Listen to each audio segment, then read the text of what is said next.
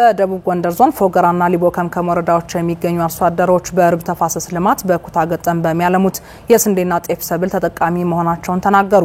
በዞኑ በተያዘው የመስኖ ልማት ስራ ከ1 ሚሊዮን ኩንታል በላይ ምርት ለማግኘት እየተሰራ መሆኑንም የዞኑ ግብርና መምሪያ አስታውቋል። በዞኑ ከሚለሙ መሬት ውስጥ 29 ሄክታር የሚሆነው መሬት በበጋ ስንዴ እየለማ መሆኑን ተመላክቷል። አዲሱ ተስፋዬ በትንታኔ አዘጋጅቶታል።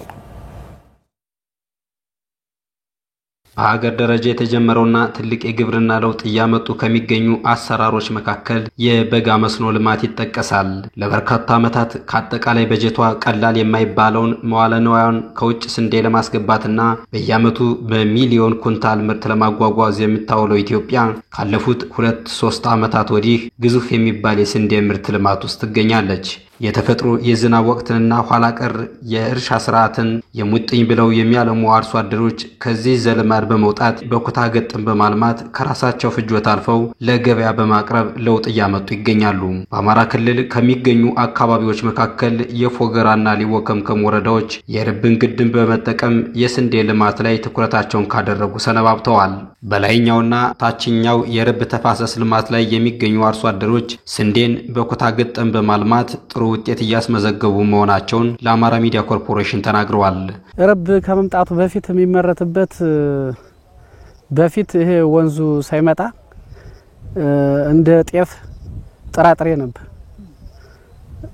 እንዲሁም ወደ ቅርብ ጊዜ ደግሞ ሩዝ እየተመረተበት ሲመጣ ነበር። አሁን ግን ወንዙ ከመጣ በኋላ ይሄው ስንዴ እየመጣ በመንግስትም እየታገዝነ እየዘራነ ያው ጥሩ ገቢና ምርት እያስገኘን ነው ያለን። 2013 ላይ ከርሰ ምድር ቆፍረን ቢያንስ ላንዲት ቀደማ ለማትሆን መሬት 30 ሊትር 60 ሊትር ነዳጅ እንበላ ነበር። አሁን ዛሬ ግን ቢያንስ በአንድ ቀን አዳር አንዱን ቀደማ አተናጥራለን እና በጣም ውጤታማ ያረጋነ። ልክ ዛሬ መሽቶች ነገር እንደብርቅ ነው የምናየው። ራሱ ግማሹ እንደ ጓያ ይዘራል፣ ግማሹ እንደ ሽምብራ ይዘራል። ካንድ ቀደማ መሬት 1 ኬሻ 2 ኬሻ ነው አምርቶ ሜዲ ነበር።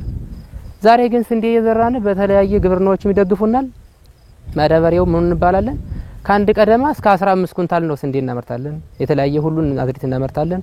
ማራቢ ያለ በየሁሉ መሬት አሁን ዛሬ አንዲት መሬት ቦዘን የለችም። የዛን ጊዜ በቀሪ እርጥበት ነው ሁሉ መሬት እንደዚህ ለምታ ይታይም ነበር። ነዛሬ ላይ በጣም ነው ለውጥ ያለው። በፎገራና ሊቦ ከምከም ወረዳዎች በበጋ የሚለሙ ሰብሎች ውጤታማ እንዲሆኑ ለማድረግ ምርጥ ዘርን ጨምሮ የማዳበሪያና ሌሎች የግብርና ግብዓቶች መሟላት እንደሚገባቸው ጠይቀዋል። ያ ማዳበሪያ ላይ በጣም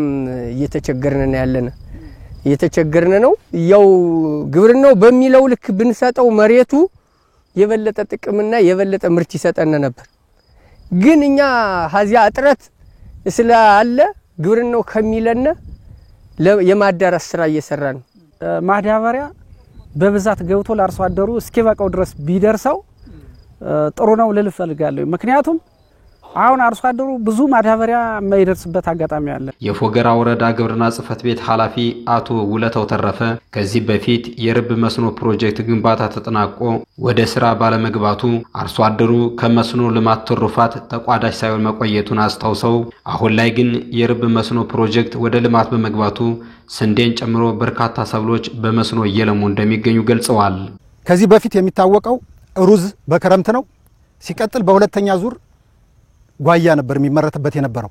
አሁን ላይ እንደምታዩት ሰፊ ስንዴ ልማት፣ ሰፊ ጤፍ ልማት፣ ሰፊ የሆነ የአትክልት ልማት፣ ሽንኩርት፣ ቆስጣ፣ ሰላጣ በስፋት የሚመረትበት አሁን ካናሉ በተለቀቀበት እንት ነውና በስፋት አርሶ አደሩ እየተጠቀመበት የሚገኝበት ህይወት ነው ያለው። የሊቦ ከምከም ወረዳ ዋና አስተዳዳሪ አቶ ታዘብ አበበ በወረዳው ከ5000 ሄክታር መሬት በስንዴ እየለማ መሆኑን ገልጸው ከስንዴ ልማቱ ጎን ለጎን ጤፍና አጃ በስፋት በኩታ ገጠም እየለማ ነው ብለዋል። አጠቃላይ በስንዴ ብቻ ያቀርናቸው ከ7000 በላይ ሄክታር አቅደናል። አሁን ባለው ሁኔታ 5800 በላይ የሚሆን ሄክታር አልምተናል በስንዴ። ሌሎች ይሄ ስንዴ ክላስተር ብቻ ነው። ከስንዴ በተጨማሪ የጤፍ ክላስተር አለ። የጤፍ ክላስተር በጣም ብዛት ያላቸው መሬቶች በጤፍ እንትን ብለዋል። ከዛው ሽንኩርት አለ።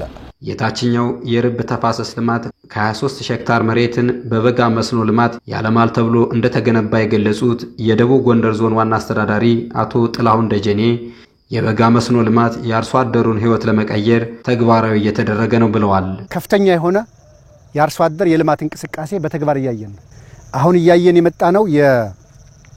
በመስኖ ጤፍን የማልማት ሂደት ከ6100 ሄክታር በላይ በዚህ ወረዳ ውስጥ ብቻ ለምቷል። ከዚህም በላይ የቆላ ስንዴ ደግሞ በዚህ ወረዳ ውስጥ ከ4445 ሄክታር በላይ ለምቷል። ስለዚህ ሁሉ ጊዜም በአመት 3 ጊዜ የምናመርትበት ቀጠና ይሄ የፎገራ ፕሌንና ቀጠና ነው። የፎገራና የሊቦ ከምከም ወረዳዎች ትርፍ አምራች ወረዳዎች መሆናቸውን የገለጹት ዋና አስተዳዳሪው ለመስኖ ልማቱ እንቅፋት የሆነውን የማዳበሪያና ሌሎች የግብዓት ችግሮችን ለመፍታት ጥረት እየተደረገ ነው ብለዋል። ግብዓት ወይም ማዳበሪያ በዓለም ገበያ የሚመራ እኛም እንዳንድ ግብዓት ተጠቃሚ ሀገራችን በዓለም ገበያ ውስጥ ሂዳ የምትገዛው ማዳበሪያም ስለሆነ የፌደራል መንግስት ከ84 ቢሊዮን ብር በላይ ለአርሶ አደሮቻችን ድጎማ አድርጓል። ለእያንዳንዱ አርሶ አደር ደግሞ ከ3700 ብር በላይ ድጎማ ሰጥቷል። በዞኑ ከ29000 ሄክታር መሬት በቆላ ስንዴ እየለማ ያለ ሲሆን በአጠቃላይ በመስኖ ልማት በሁሉም ሰብሎች ከ1 ሚሊዮን በላይ ኩንታል ምርት ለማግኘት እየተሰራ ይገኛል።